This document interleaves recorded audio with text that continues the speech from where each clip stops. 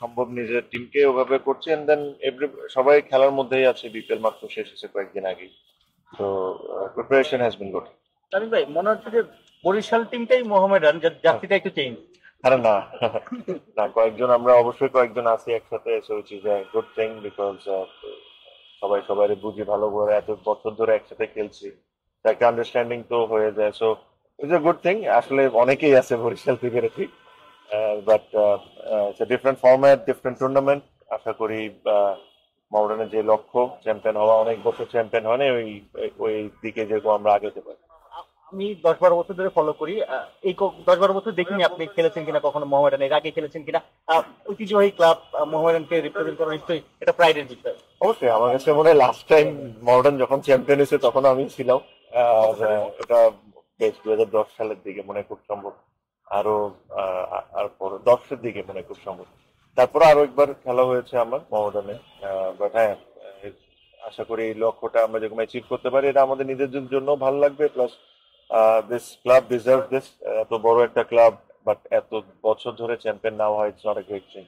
তো আমার কাছে মনে হয় এবার যারা এই ক্লাবের কর্মকর্তারা আছেন তারা যথেষ্ট পরিমাণ চেষ্টা করেছেন একটা ভালো টিম করে তোলার, and it's up to us now, to the players, that আমরা মাঠে কত ভালো পারফর্ম করি। আপনার কোনো সাজেশন থাকবে সিসিডিএম এর কাছে? লাইক প্রতি বছর রোজার সময় খেলা হয়, একটু টাফ টাইম, গরম থাকে, ঈদের ব্রেক হয়ে যায়, মাঝখানে একটা টেম্পো নষ্ট হয়, সবকিছু মিলে সূচিটা একটু রিশিডিউল করার।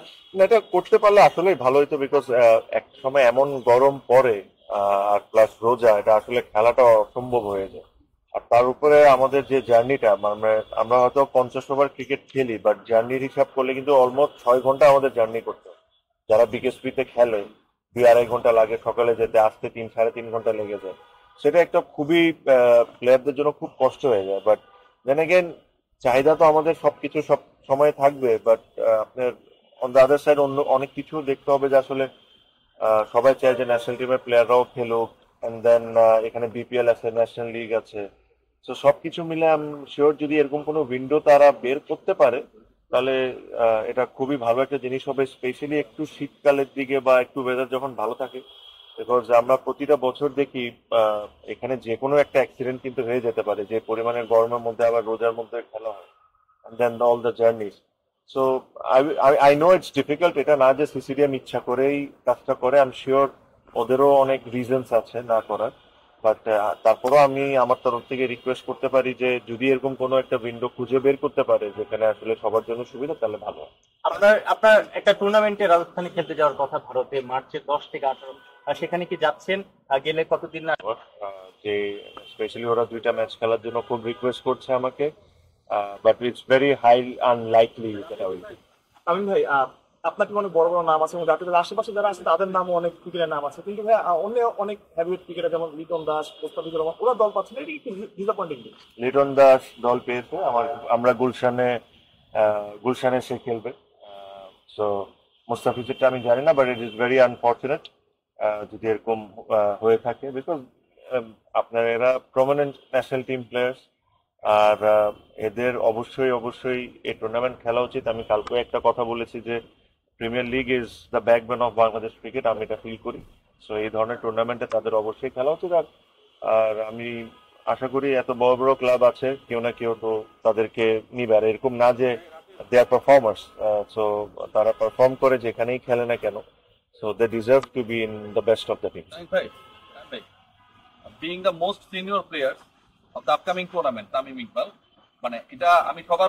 বাট আমি যেটা বললাম যে ইনসিডেন্টে, আমি আমি জানি না ইনসিডেন্টটা কি বা কার সাথে হয়েছে, but on the other side ভাইয়া, এটাও আপনাদের মেনে রাখতে হবে যে ঠিক একটা প্লেয়ারের একটা লিমিটেশন আছে। কোনো সাংবাদিকের সাথে কথা বললে অবশ্যই একটা লিমিট আছে, ওটা মেনটেন করে কথা বলা উচিত। অন দ্য আদার সাইড সাংবাদিকদেরও কিন্তু একটা মেনটেন করে নিউজ বা কথাবার্তা বলা উচিত। এটা আপনিও আমার সাথে একমত হবেন যে আমরা ক্রিকেটার, আপনারা স্পোর্টস জার্নালিস্ট, বাট আনফর্চুনেটলি অনেকে এই জিনিসটা ফলো করে না। কার মাথায় চুল সাদা হয়েছে কয়টা, বা কার ব্যাগে কি আছে না আছে, এটা পর্যন্ত আপনারা চলে যান, which is also not fair. So আমার কাছে মনে হয় যে আমার দুই সাইড অফ দ্য দিক থেকে যদি আমরা ভালোভাবে মেনটেন করি, এটা দুনোদের জন্য ভালো।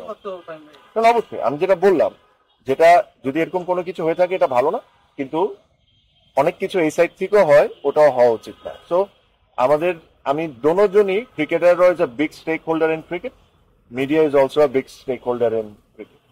দোনোজনকেই আরো একটু প্রফেশনাল হইতে হবে, যেটা আমি মনে করি। ভাই, লিটনের দল পাওয়া নিয়ে একটা লাস্ট প্রশ্ন করতে চাই। ফাইনালি আপনি গুলশানে